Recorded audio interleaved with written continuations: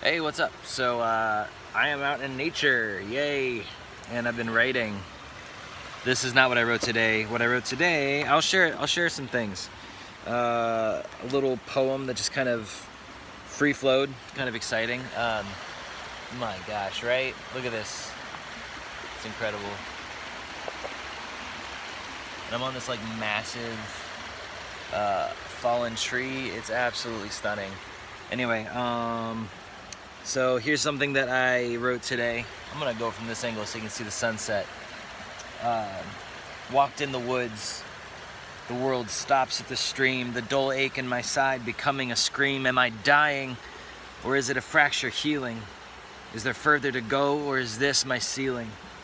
I don't like my pain, but I trust its purpose. I don't like my pain, but I trust its purpose. I should just go in and have it checked out, go on living without a doubt. My next big moment, is it to thrive or just survive? I'm building my dreams, and I know I'm alive. Listening to the splash of the water, thinking about the love of a father, the romance of a bonded spirit, so grateful I get to hear it. Not the same stream and not the same man, healing me the way only nature can. Alone in my thoughts, but never alone.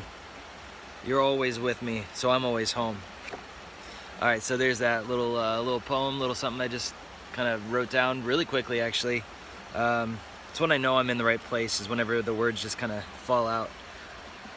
This is something I wrote back in February, and whatever, here we go. Gripped again with the thirst for a complete overhaul of the Western systems, organizations, and institutions. We continue to blame the sore throat as the source of our ails, yelling at each other over what is to be done to reduce the symptoms, while completely ignoring the virus as it spreads throughout our collective body, ravaging every system it encounters. In the throes of suffering, while the familiar thirst arises within, my thoughts become all or nothing. Fix it or move. Destroy it or rebuild. Start 1,000 new businesses and make my will manifest. Or move to a valley in Montana, awaiting news of revolt or nuclear winter. Humorously, I sigh, then chuckle as I pull myself back to center. Right now, I'm doing none of these things. In this moment, I sit on street-rescued furniture, listening to the sound of my children playfully arguing and squealing in the next room, while I contemplate what to do with the broken society my bewildered generation is about to inherit. Not in this exact moment. I'm sitting on a fallen tree in the woods, but you get it. In 50 years, when we lose our power and influence and the reins are handed to our children, what will our legacy be? What condition will our society be in? What will our ideals be? What will inspire and ignite our revolution? Or will we continue to roll in the same conflicted, money-driven filth given to us by the baby boomers? At some point, our primary reason for existing shifted from survival to this liminal space, floating through the void, unsatisfied and detached from what has been good enough for decades, separated from everything we know is wrong, with little idea of what is right, pushing beyond mere survival, not simply defying what is that shouldn't be, and uniting under the banner of what isn't that should be.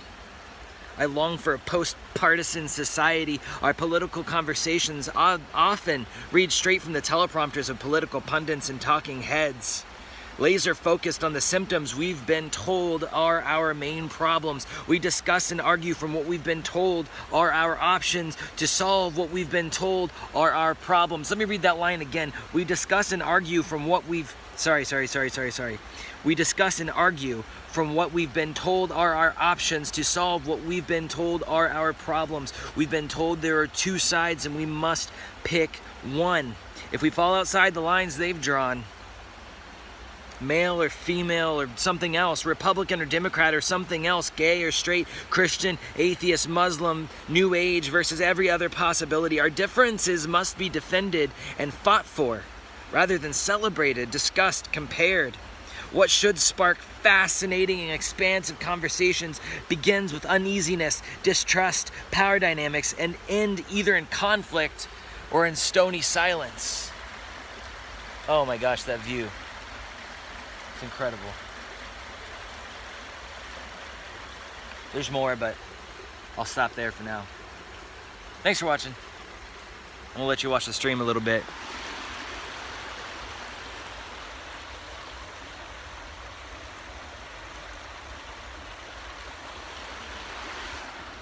I will leave you with one last thing. This is something I've shared before, but it's been on my mind a lot lately, so I'm just gonna share it one last time.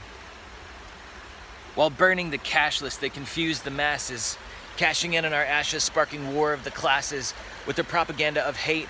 Our triggers and buttons are bait. I said with their propaganda of hate, our triggers and buttons are bait. As long as I'm defended against being perceived as racist, trying to convince the world that these stereotypes are stupid, they're baseless. I'm losing time and energy in the real fight, trying to look and sound instead of act right. It's not my job to cultivate perception. It's not our job to cultivate perception. Whether you're an activist or a sheriffist, most of us read enough just to get the gist, thinking it's enough just to be pissed, and what's wrong with the world just becomes a list. Where did the heart go, the spirit and the grit go? It's lost in the chaos. Where did the heart go, spirit and the grit go? It's lost in the chaos. Maybe it's on the other side of this day.